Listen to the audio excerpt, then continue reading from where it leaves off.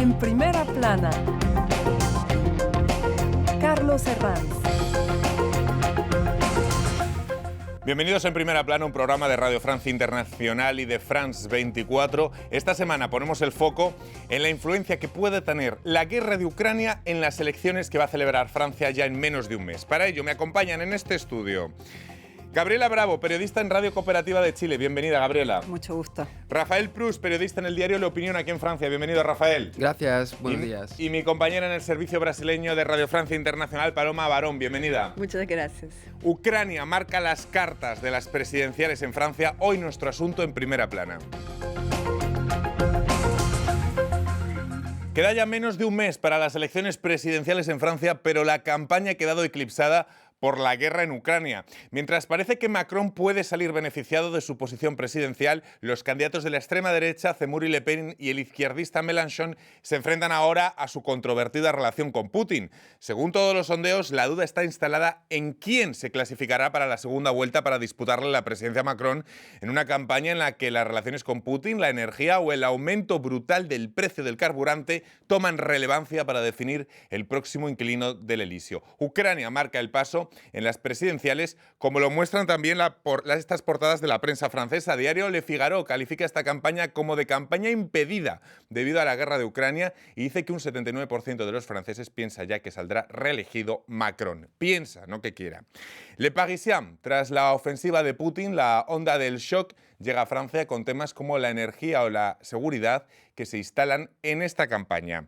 Y también este artículo de Le Monde que explica cómo la guerra sitúa al jefe del Estado en una posición singular y de ventaja y fragiliza al resto de candidatos. Bueno, pues a menos de un mes de las presidenciales, Gabriela, no sé si habría que hablar de una campaña errática, impedida, eclipsada. ¿Qué adjetivos le pondrían al nombre de lo que estamos viviendo? Yo le diría una campaña eclipsada, porque la campaña está, pero no ha podido surgir. Es decir, todo el mundo se ha preparado. Hemos visto los candidatos de extrema derecha, izquierdistas, que hace ya un momento que empezaron sus campañas. Sin embargo, una vez que quisieron dar este impulso, que es las últimas semanas, hemos visto que ha llegado esta noticia que es la guerra de Ucrania, y todos los medios de comunicación se han centrado en eso. En este tiempo, en estas últimas semanas, notábamos un aire, así como está el aire de Navidad, el aire de campaña presidencial, que no se ha podido desarrollar en este último tiempo debido a que la contingencia es tan importante, ya que se habla de como una posible tercera guerra mundial. Hay que tomar en cuenta que es una contingencia muy, muy compleja. Esto ha impedido de que se pueda hacer una elección presidencial normal a cabalidad. Rafael, no sé si esto podría ser la campaña más anómala de la Quinta República aquí en Francia. La es, primero porque antes de la guerra en Ucrania teníamos la pandemia y la pandemia durante muchos meses, antes de Navidad y a partir del mes de enero, pues casi también tenía el mismo efecto que la guerra en Ucrania, o sea que lo tapaba todo, ¿no? Y entonces incluso dentro de los equipos de campaña, mucha gente decía, pues esperemos, porque a partir del mes sabemos que en primavera el COVID pues tiene esa tendencia no a desaparecer, pero a hacerse un poco más fácil de vivir. Las restricciones pues ya hemos visto que ya no están. Y aún así, con la guerra, pues vemos que hemos pasado de esa etapa con una campaña dominada por la pandemia a una campaña dominada por la guerra, en la que pues hay muy poco espacio para el debate, porque estamos todos, claro, con el enfoque hacia lo que pasa en el este. Entonces, desde luego, quedan 3 semanas y podemos decir ahora ya de manera casi cierta de que es la campaña presidencial más rara de la historia de la Quinta República, eso sí. Paloma. Yo diría que es una campaña que ni empezó y ya terminó por eso, porque salimos de la pandemia y entramos en la guerra. No salimos, claro, no se acabó, pero con el relajamiento de las medidas y todo eso, cuando finalmente pensábamos que íbamos a respirar un poco, es eso, es la guerra y todo. Y lo que me parece gracioso de esta campaña es que en 2017, cuando Marine Le Pen fue a Rusia, él fue 4 veces a Rusia para pedir financiamiento de campaña y tenía una amistad con Putin. El miedo de los franceses era la influencia de Putin en las elecciones. Exacto. Este año la influencia es completa porque solo hablamos de eso. Exacto. No sé si podríamos decir que Macron, Gabriel, es el gran beneficiado de esta situación anómala por su posición de interlocutor incansable o por esa teoría que dice que en momentos de crisis, y llevamos 2 crisis consecutivas, la sanitaria y la de la guerra en Ucrania, la opinión pública se repliega y para apoyar a sus dirigentes, es decir, se arman filas detrás. Sí, por supuesto. O sea, lo que aquí en Francia se llama el efecto bandera, el effet drapeau. Es decir, todos nos cuadramos detrás de nuestra nación. En este momento, el presidente Macron representa la nación francesa. Es algo sumamente ambiguo porque es candidato a la reelección, pero al mismo tiempo es presidente de la República Francesa y al mismo tiempo es presidente de la Unión Europea. Entonces es una figura que se ha visto en todos los medios, es un interlocutor privilegiado para hablar con Rusia. Entonces su figura, hay que ver lo que ha pasado en las encuestas de opinión. Él ha subido entre 6 a 8 puntos desde el inicio de la guerra entre Rusia y Ucrania. Pero es enorme porque si bien Emmanuel Macron, el candidato a la presidencia, iba encabezando las encuestas, esto lo ha separado completamente de todos sus opositores. Y como veíamos en las portadas de los diarios, la mayoría de los franceses piensa que él ya está en segunda vuelta. Rafael, tenemos el tema de la guerra de Ucrania, que ahora mismo inunda todos los medios de comunicación y también la oposición. Es muy complicado hacer oposición con este asunto. Es muy complicado desmarcarse de la posición de una crítica a Putin. ¿Qué pueden hacer? ¿Qué salidas hay? ¿Qué espacios hay para el resto de candidatos? Bueno, primero es imposible por lo que es esa guerra, porque esa guerra es una guerra de agresión, es una invasión ilegal de Ucrania y así, o sea, incluso los políticos franceses que pues tenían cierta admiración hacia Putin no se pueden permitir otra observación que la constatación de lo que es esa guerra. Luego, pues, claro, como decía Gabriela, lo del efecto bandera... Como nosotros en Europa, en el oeste y el mundo occidental en general, no es que seamos enemigos de Putin, pero claro, en la confrontación diplomática, política acerca de este conflicto, pues estamos en un bando, estamos en un campo. Entonces, es muy difícil para la oposición criticar al presidente sin dar la impresión de apoyar no quiero decir enemigo, porque ya no estamos en estas, pero me entendéis, ¿no? Al otro bando, al otro campo. Entonces, claro, la dificultad está en pues tener esa postura presidencial pareciendo presidente, porque claro, esos candidatos quieren ser presidente o presidenta de la República, entonces tienen que parecer un poco serio, un poco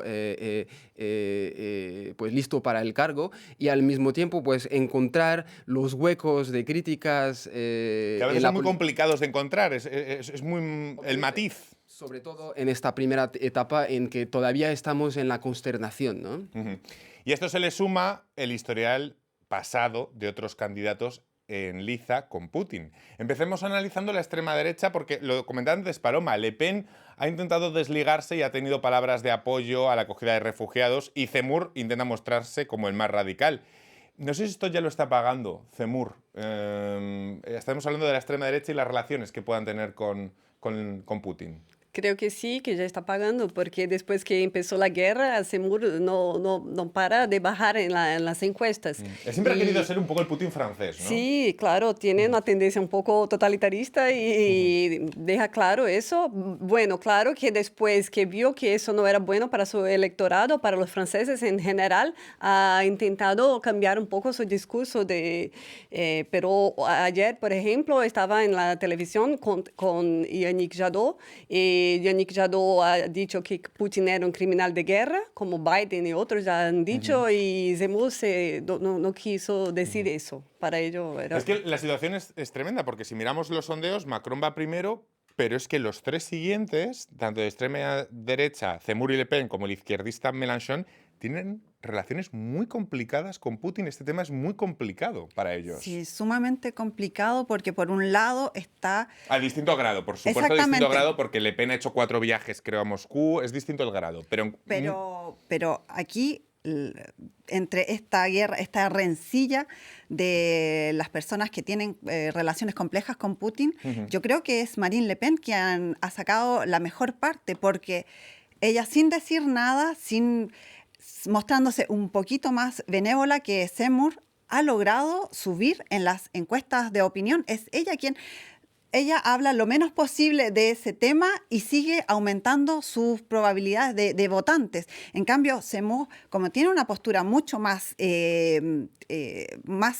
directa, más fuerte sobre el tema, y hay que decir que si uno mira hacia atrás lo que él habla, él es un admirador real de Vladimir Putin. Se encuentra en este momento en dificultad. Tengo aquí una frase, perdona Gabriela, de Zemmour en 2018 que llegó a decir de Putin: le admiro por haber cogido un país que era un imperio que podría haber sido una gran potencia e intentar levantarlo. Es decir, ahí muestra como él... Por supuesto. Y él quiere hacer lo mismo con Francia. Sí, ¿no? eso exactamente. Entonces, esto le ha jugado muy mal a Zemmour. Por otro lado, está Jean-Luc Mélenchon, que... El líder izquierdista, al que se le ha reprochado muchas veces, digamos, su tibieza con autócratas como Exactamente, Putin. Que no solo con Putin. Se le reclama que él no ha criticado de frente.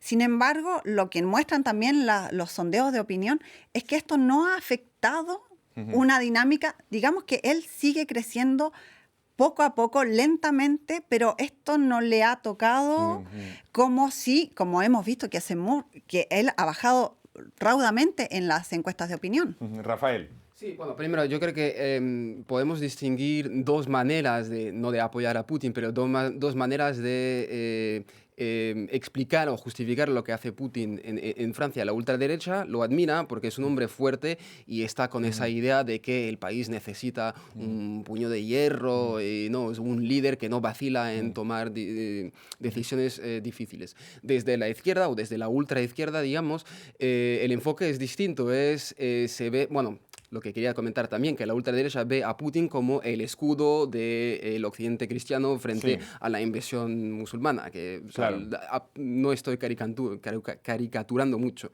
Desde la izquierda es más como el enfoque es... pero el contrapeso occidente y a instituciones como la OTAN. Ven a Putin como, no un escudo, pero sino como el contrapeso a la influencia de la OTAN y de Estados Unidos en Europa del Este, y están un poco más en una posición de equidistantes, ¿no? Como ni Rusia ni Estados Unidos. Lo que pasa es que esa equidistancia en una situación de invasión es muy complicada mantenerla. Claro, por eso a Mélenchon le costó 3 comunicados de prensa, pero al final denunció de manera muy clara a la guerra y ahora está poniendo a Rusia en la postura del agresor. Mélenchon, lo que me parece que fue algo inteligente es que él sacó esto no alineado.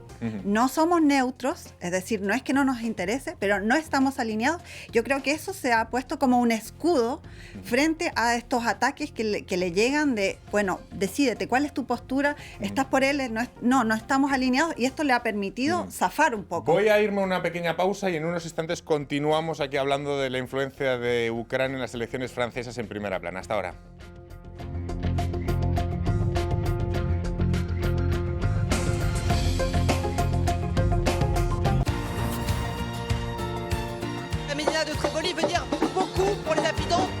Bienvenidos a las noticias de France 24. Thanks very much for joining us. أهلا بكم في ثقافة في عدد اليوم. Ravi de vous retrouver pour Afrique Hebdo. Au programme cette semaine. ونسمع بين حين والآخر. This storm has hit New York City a lot. I pledge to be a president. 3, 2, 1. Madagascar fait face à une seconde vague meurtrière. Casi 99 millones de ustedes nos siguen cada semana en France 24. Shukran. Gracias. Your confidence means a lot to us. Muchas gracias. شكراً على هذه الثقة. Thank you. Merci du fond de mon cœur.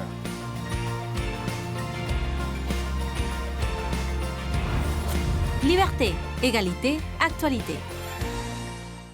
Seguimos aquí en Primera Plana esta semana analizando la influencia que tiene la guerra de Ucrania Iba a decir en la campaña electoral francesa, pero ya me han dicho nuestros invitados que, bueno, que campaña eclipsada, que no podemos hablar de campaña o de campaña anómala. Pero en cualquier caso vamos a seguir hablando de ello con Rafael Prus, Gabriela Bravo y Paloma Barón.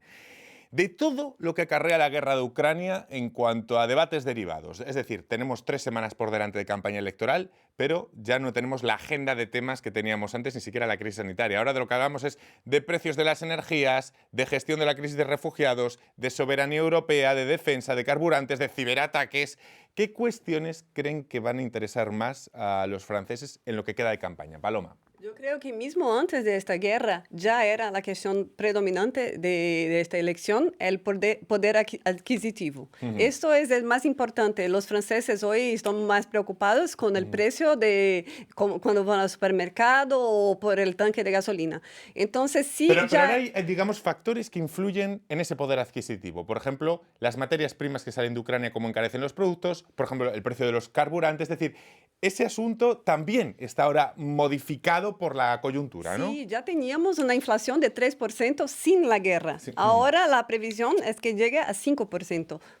Entonces está peor. Si ya sabíamos que era un tema preponderante, el poder adquisitivo, ahora está más importante. Y yo creo que Macron, pero como también Marine Le Pen, vieron eso, que eso es importante. Entonces, claro, hay que condenar a Putin, etcétera, pero hay que pensar y el bolsillo de los franceses. Porque al final los franceses van a votar con eso en la cabeza, ¿no? Claro, Rafael. porque, por ejemplo, guerra en Ucrania, ¿seguimos importando gas de Rusia o no? Si lo detenemos, ¿qué hacemos con la subida de precios? ¿Montamos un mecanismo de solidaridad dentro de la Unión Europea para compartir un poco la carga de los...? Esos son temas bastante importantes. Tú decías lo de las cereales, el problema, el precio del pan que va a subir, ¿qué hacemos? Entonces son cuestiones muy concretas, muy claras que están llegando ahora mismo en la campaña. También la soberanía nacional, que es un tema que ocupa mucho la derecha. O sea, nos hemos puesto ahora... Los franceses se han puesto a pensar realmente que la soberanía no es a lo mejor solamente un tema de extrema derecha, sino que ¿qué vamos a hacer si no tenemos gas? La guerra de Ucrania está vista como una guerra, como una agresión, pero también como la primera preocupación es el poder adquisitivo. ¿Cómo esta guerra va a influir en nuestro poder adquisitivo? El gas va a subir, la benzina va a subir, la comida va a subir. Entonces, si bien la primera preocupación es el poder adquisitivo, esta guerra está ligada íntimamente a este poder adquisitivo. Antes de la guerra entre Rusia y Ucrania, las preocupaciones estaban entre el poder adquisitivo, salud y medio ambiente. Ahora vemos que el medio ambiente ahora mismo en Francia? Pero pasado completamente desapercibido, y a los candidatos que les funcionaba hablar de ese tema han quedado completamente relegados. Y la energía nuclear, como parte al menos de la solución a la soberanía energética, es también cuestión derivada de Ucrania, con candidatos en posiciones muy distintas, que ya estaban también definidas antes de la guerra. ¿Tienen la sensación de que un enfoque mixto que comprenda la energía nuclear en parte ahora mismo ya es mayoritario y asumido por la sociedad francesa dada esta situación de guerra? Sí.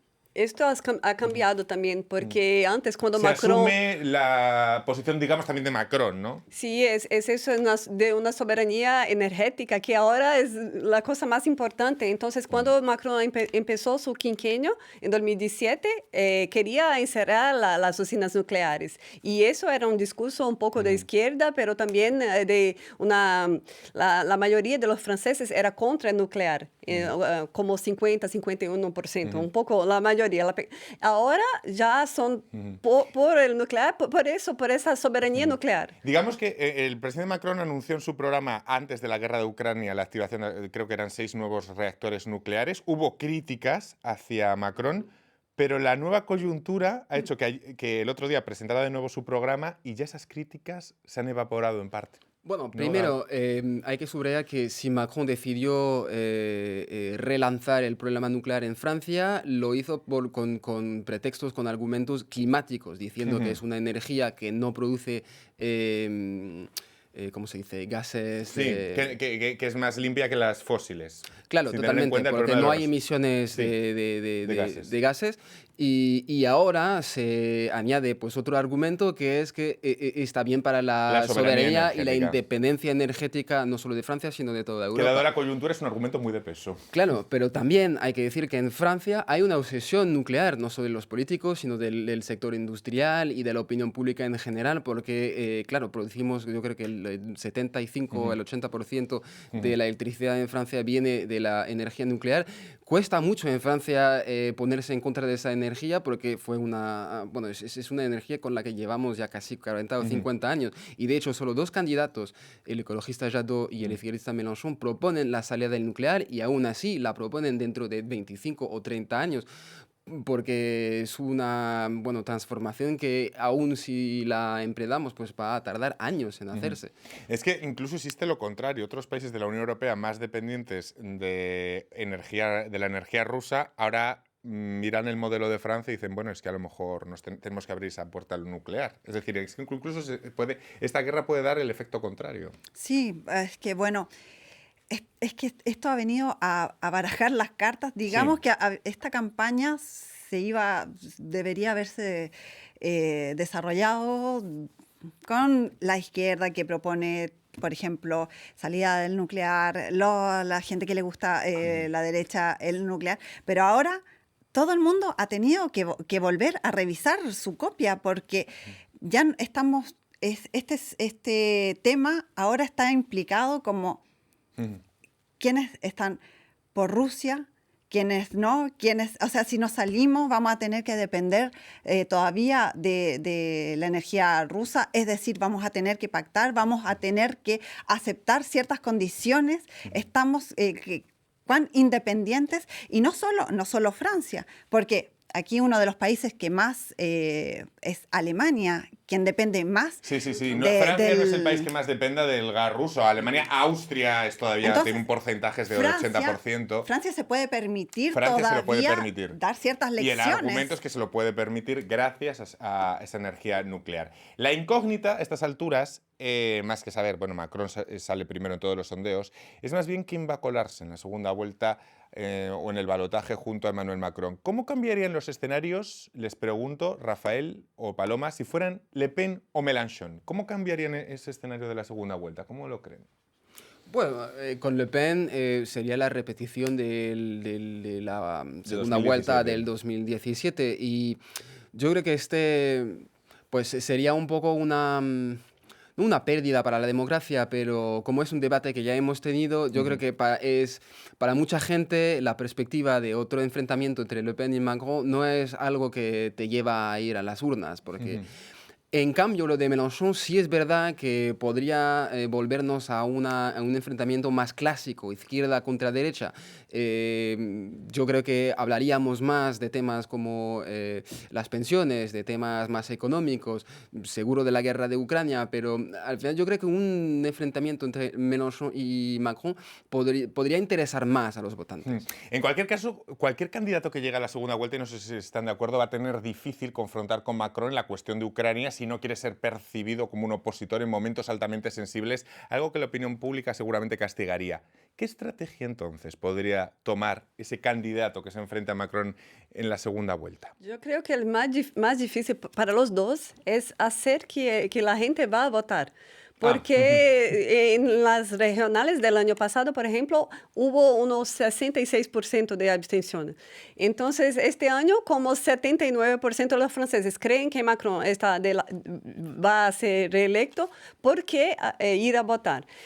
Para se diferenciar de Macron, creo que es siempre el poder adquisitivo. Es decir, cómo en el bolsillo del francés, cómo van a cambiar, qué van a hacer. Macron ha hecho cheque para energía, cheque para inflación, pero eso son ayudas puntuales. ¿Cómo hacer eso para todos los días?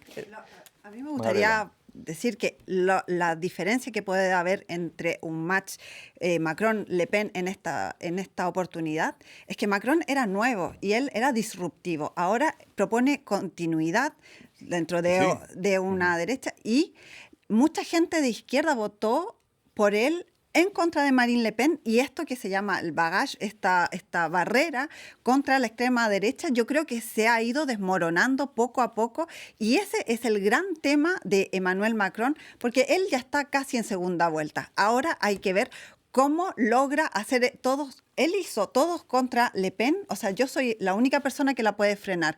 Y ahora esto se va desmigajando poco a poco y le puede jugar muy en contra a Emmanuel Macron. Y lo que cambió también de 2017 para hoy es que hoy Marine Le Pen ha hecho una diabolización de su partido. Entonces, tiene posiciones que podrían ser de la derecha tradicional.